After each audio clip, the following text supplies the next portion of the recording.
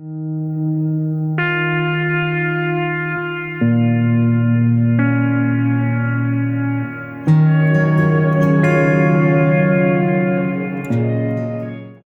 do we know about Richard and Berengaria's relationship?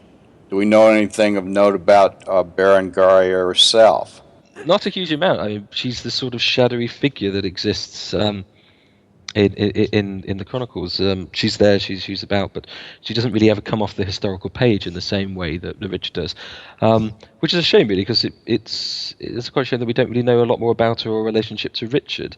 And I suppose it makes sense, really. I mean, when you have these characters, as it were, like Richard the Lionheart and Eleanor of Aquitaine, to compete with, you're always going to be overshadowed, and you're never going to quite get the limelight over here.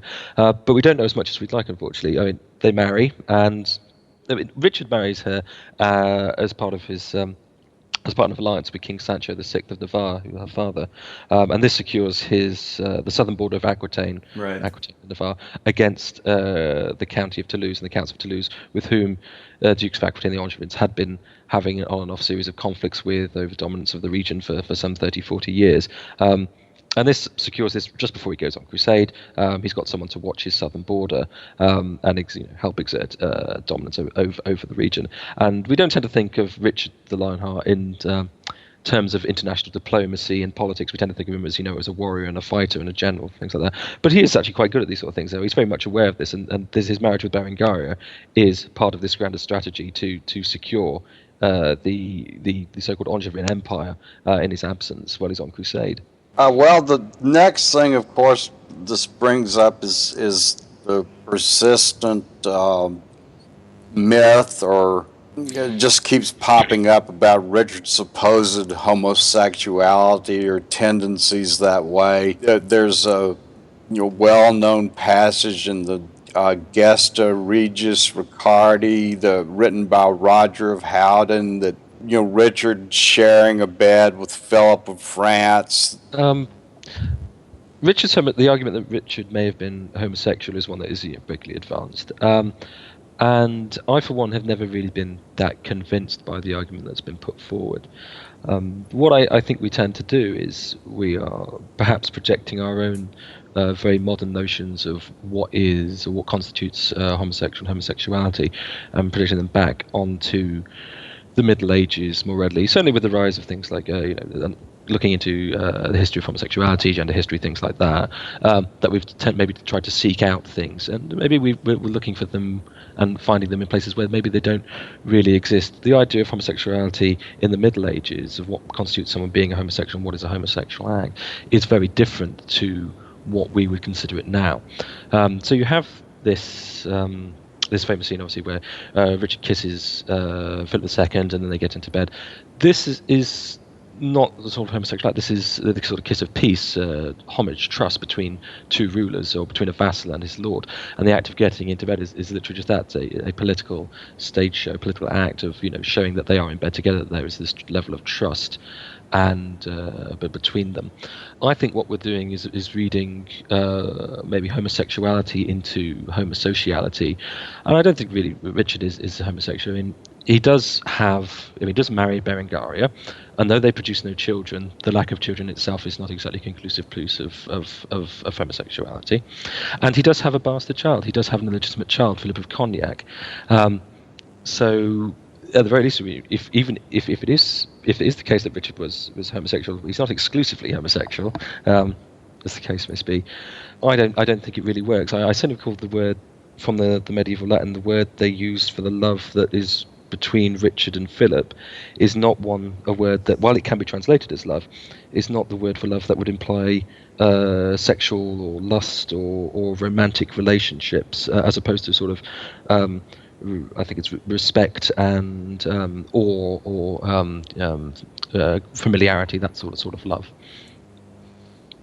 Well, I would add that we have a situation here where there's a couple cases where Richard does penance for his sins, and very publicly, and I think, again, you may know this better than I do, any of you, but I think that he is accused of sexual sins, but there's nothing that says it's sodomite, and the fact is he is accused of having fornication and having had relations with women, because there's clear indications that he was castigated by the priests for having affairs and having women.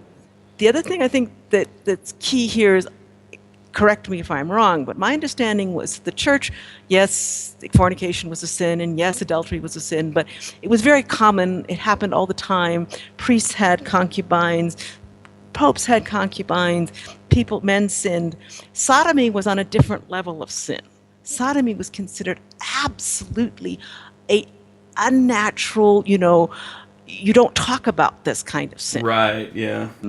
Would it have been recorded by any of the chroniclers if that had been what they were talking about? That's what I'm trying to get at. Yeah. If at the time of his life, Richard had really seriously been considered someone who might have been a sodomite, I just think the chronicles would have written about him differently, even comparing it to the way they describe Humphrey of Toron, where he looks like a girl, he has no courage, he was more of a girl than a man. That's getting awful close to saying outright they thought he was homosexual. And even that stays a little bit short of actually accusing him of being a sodomite. When you go to the destruction of the Templars, sorry, Steve, just to finish, that's one of the crimes that Philip IV accuses the Templars is sodomy, because it's so repulsive to the medieval mentality. There's also the issue that the term of sodomy, when used in the medieval context, while we tend to associate it and predominantly associate it with sort of homosexual acts, it's also a generic term for unnatural acts. So when someone's accused of being a sodomite, or their suggestion of sodomy, we tend to think of it being homosexuality, but it could actually apply to an awful lot of other things. So if Richard is doing penances for ideas of committing sodomy, that doesn't necessarily mean that it was some sort of homosexual act. It could have been something else. But I don't even think they used the word, do they? Yeah. I don't remember. I don't remember. Did they use the word sodomite at that point to as a epithet for homosexual? Well, the sin of Sodom was definitely a term that was used. But again, like as Dr. Donaghy just pointed out, it meant a wide variety of pretty much any sexual act that was not just the regular coitus act between a man and a woman. So yeah. Well, and then it's used that way in these times too. So the ocean, groans of the wounded fill the camp. The hours since last she's spoken, slow as the sunset dyes the sea red. The sky hangs cold